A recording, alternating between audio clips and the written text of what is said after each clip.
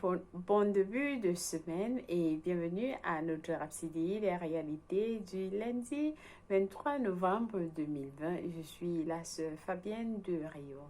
Rayon, c'est le réseau d'évangélisation de la parole de Dieu. Alors, aujourd'hui, nous allons lire notre thème du jour. Il est intitulé « Soyez conscients de l'agenda des autres ». Avant de commencer à lire notre passage du jour, j'aimerais vous souhaiter un bon début de semaine. Que le Seigneur vous bénisse et vous accompagne tout au long de la semaine et qu'il vous vienne en aide à tous ceux dont vous avez besoin. Amen. Loué soit Dieu. Alors, nous allons lire notre passage du jour. Parce que ce qui le met prend ce verset de Éphésiens 5, verset 15 à 16. Nous lisons notre verset ensemble. Prenez donc garde de vous conduire avec circonspection, non comme des insensés, mais comme des sages. Rachetez le temps, car les jours sont mauvais. Alléluia. Alors, le pasteur nous dit, il nous pose la question, avez-vous déjà rencontré quelqu'un qui n'avait aucun respect pour votre temps? Je suis sûre que cela ne vous a pas plu. Alors, si cela ne vous a pas plu, vous devez donc tenir toujours compte du temps et de l'agenda des autres dans vos relations avec les gens. Oui, nous avons beaucoup de gens comme ça, nous tous. Et je suis sûre que chacun de nous est arrivé à un point là où il n'a pas tenu compte de son temps. Si vous ne l'avez pas fait, dites Alléluia, Dieu vous bénisse.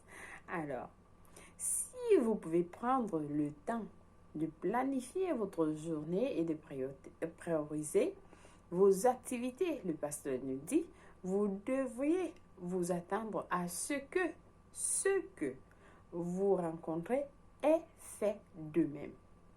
Donc, certains gens planifient leur journée. Ils se disent à 10h, je vais faire ceci, 10h30, je vais faire cela, je dois être à tel endroit, ainsi de suite, ainsi de suite. Si vous êtes à mesure de le faire, sachez que d'autres gens aussi ont planifié leur journée parce qu'ils veulent acquérir ou bien achever quelque chose avant la fin de la journée.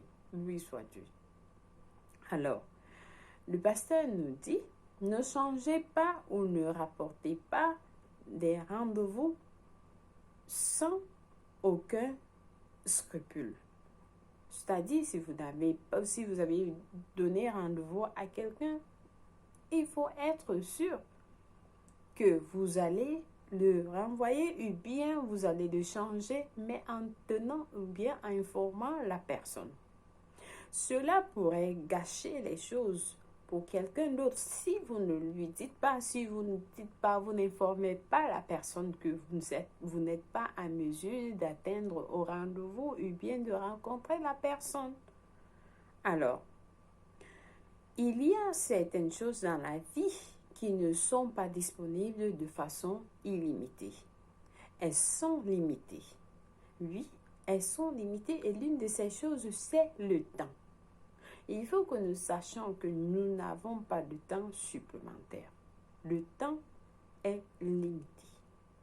Il y a cette joie et satisfaction que vous obtenez lorsque vous répondez rapidement aux gens et voyez le regard de gratitude sur leur visage parce que vous les avez fait gagner du temps. Lorsque vous rencontrez quelqu'un et vous lui donnez, ça dit que vous êtes rapide, vous répondez rapidement à quelqu'un, vous constatez que la personne son visage, il est content parce que il a gagné du temps avec le service que vous lui avez rendu. Alors, parce que vous les avez fait gagner du temps, quand les gens vous rencontrent, ils devraient en être ravis. Ils devaient en être ravis. C'est-à-dire, ils devraient vous quitter plus heureux Et un moyen sûr d'y parvenir est de valoriser leur précieux temps. Donc, c'est important de prendre compte du temps des autres. Il faut valoriser le temps des autres. Il faut toujours avoir cette capacité de demander à quelqu'un si vous avez une minute à perdre afin que nous puissions vous parler de la parole de Dieu. Et si la personne n'est pas intéressée, vous laissez la personne partir. Ou alors vous prenez un rendez-vous quand est-ce que ce sera possible de parler de la parole de Dieu à cette personne. Mais si cette personne est disponible, prenez du temps et expliquez à la personne. Si la personne vous donne l'opportunité, alors prenez cette opportunité de lui parler de la parole de Dieu, tenant compte du temps. Alléluia. Si vous devez fixer un rendez-vous au travail, par exemple, faites vos efforts pour ne pas fixer de rendez-vous à durée indéterminée. Il faut toujours avoir du temps fixé pour chaque chose. Il vaut mieux dire « Viens me voir à 17h15 » tout en vous apprêtant à être prêt à ce moment-là.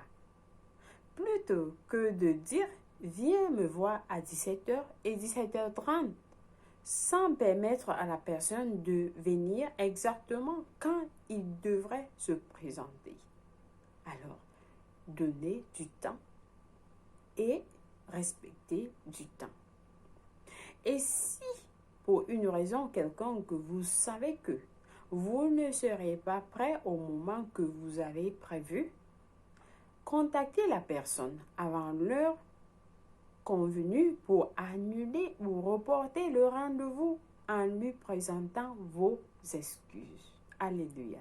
C'est toujours important de dire à la personne, voilà, qu'il y a eu un incident, il y a eu quelque chose, un empêchement et nous ne serons pas à mesure de tenir notre réunion. Est-ce que c'est possible qu'on puisse renvoyer cela ou bien rapporter ça à une autre heure? Une heure après ou bien une heure avant, ainsi de suite. Alléluia. Alors, faites de votre mieux pour ne pas déstabiliser la journée des autres. Faites de votre mieux de ne pas déstabiliser la journée des autres, le pasteur nous dit. Bien sûr, il y a le revers de la médaille. Vous pourriez être celui qui est censé voir quelqu'un alors que vous avez fixé la même heure pour voir 5 autres personnes dans la ville.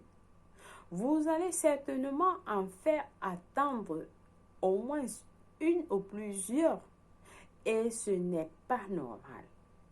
Alors, le pasteur nous dit, essayons de fixer du temps et respecter ce temps que nous demandons aux gens de nous rencontrer. Même en tant que patron au bureau, soyez sensible aux horaires de vos subordonnés. Ceux qui ont du succès sont des gens qui sont conscients du temps. Comme nous avons dit au début, le temps, nous n'avons pas de temps supplémentaire. Il faut veiller sur votre temps. Et c'est la même chose avec les autres. Veillez sur le temps. Alléluia. Si vous n'êtes pas ceux-là ou bien celle-là qui ne respecte pas du temps, moi je suis parfois ça aussi. Et nous tous, nous sommes en train d'apprendre, nous voyons que l'ange messager nous apprend à respecter le temps, car le temps est important. Il est important, alors nous n'avons pas de temps supplémentaire. Tenons compte du temps des autres aussi. Alléluia. J'espère que vous avez été bénis avec ce message aujourd'hui et que vous allez veiller sur votre temps chaque jour.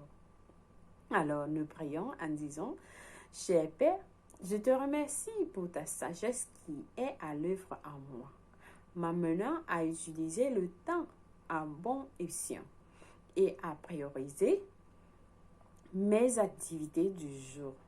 Le Saint-Esprit me guide pour être productif et efficace dans tout ce que je fais aujourd'hui, pour que je fasse des progrès significatifs, faire avancer l'œuvre du royaume et améliorer ma vie au nom de Jésus-Christ. Amen. Loué soit Dieu. Nous avons des études approfondies dans Ecclésiaste 3, verset 1, Psaume 90 à 12. Pour la lecture biblique de 1 an, nous avons à lire 1 Pierre 1, verset 22, 1 Pierre 2, verset 1 à 25. Ézéchiel 29 à Ézéchiel 32. Pour la lecture biblique de 2 ans, par contre, vous avez à lire Jude 1, verset 1 à 11 et Daniel 11 à 12. Loué soit Dieu. Alors, nous passons à notre prière du salut.